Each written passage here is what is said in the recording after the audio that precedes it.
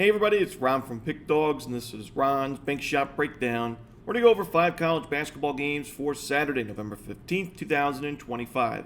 If you like this video, make sure to hit that thumbs up button and subscribe. Put your college basketball picks in the comment section below. And if you're looking for my best bets, the games I love the most, including my daily Bank Shot best bet in college hoops, you can find those at the Premium Picks tab at pickdawgz.com. There's also a link in the description. Alrighty, here we go. Here are the games for Saturday in college basketball. First up, we've got Stony Brook and Yale. This one's 1 p.m. Eastern. It's going to be on ESPN+. I'm going to roll with a momentum play here with Yale and lay the points.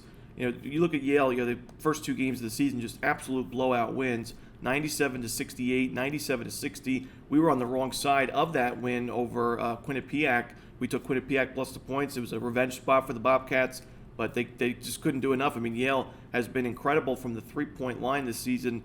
50%. It's obviously not sustainable over the course of the entire season, but this has been a good perimeter shooting team and program the last few years. A great offense. The defense is still top 100 in adjusted defensive efficiency so far this season. Now you match up with Stony Brook, who played one Division I matchup against Maine. In that game, they held Maine to 20% from the perimeter, which I'd say maybe it's a decent matchup against a great shooting team like Yale, but then, you look last year, Stony Brook was not a good three-point defensive team. They were ranked 324th in the nation percentage-wise, and they also gave up a lot of points via three-point field goals. 35% of Stony Brook's points given up defensively were via the three, the 60th most. So I think that Stony Brook doesn't really match up well in this game, and they've not been tested. They played 2 subdivision teams. They really, the second one against St. Joseph Long Island was a great performance, but the first one against Farmingdale State, just a 7-point win there at home, only scoring 66 points.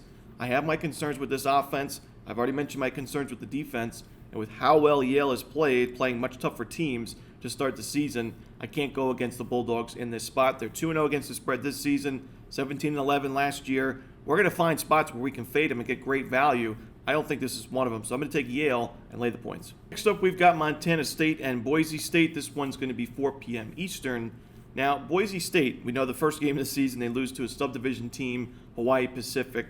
Ugly, ugly loss, but you bounce back with blowout wins over Utah Valley and UT Rio Grande Valley, 2 promising showings. But Montana State on the other side, they've played some tough matchups this season. They played at Colorado, they played at Stanford. They kept both of those games within single digits.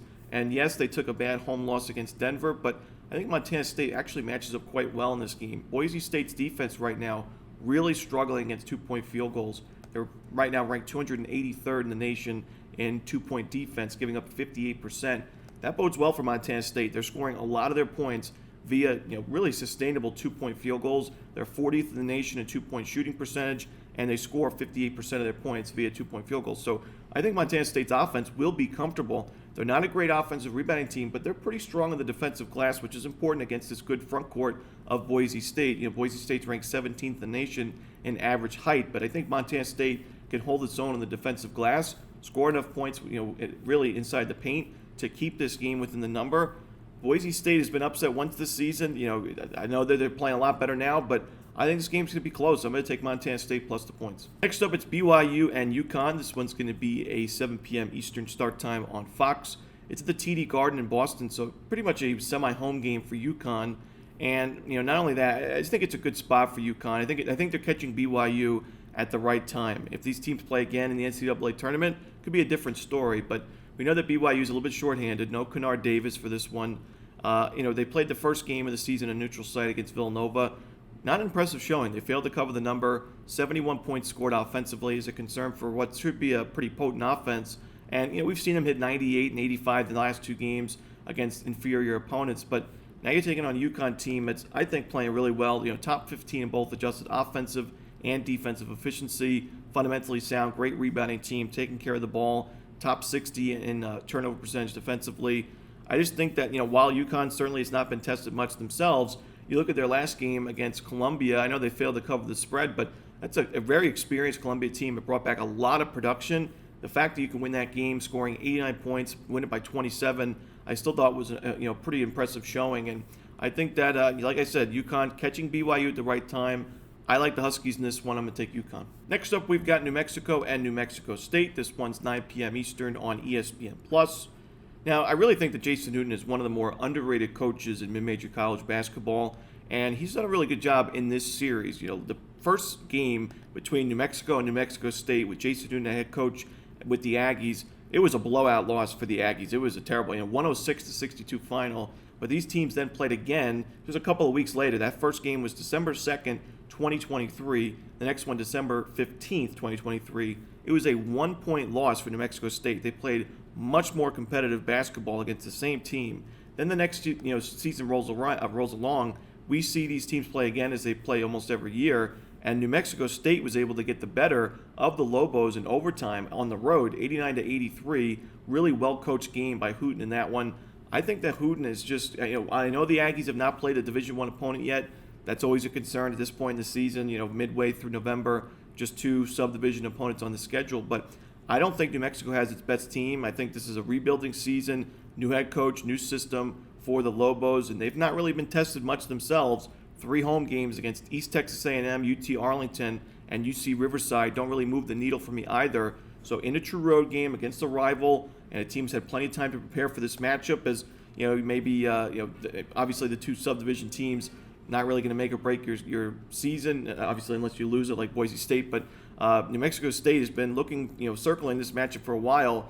I think they are well prepared. I'm going to take New Mexico State. I think they win this game outright. Next up, we've got the final game we're to talk about for Saturday, Sam Houston and Utah. This one is 9 p.m. Eastern. It's going to be on ESPN+. I remember these teams playing a few seasons ago. It was an outright upset for Sam Houston at Utah as, I believe, a 17-point dog. I remember because I know I had a play on Sam Houston in that one, and it was, just this program has been a great defensive mid-major school the last decade plus, and it's kind of along the lines of the teams like Sam Houston, Stephen F. Austin, Abilene Christian, these mid-major Texas schools that are very, very well coached, underrated teams that are dangerous if they can get it into March Madness.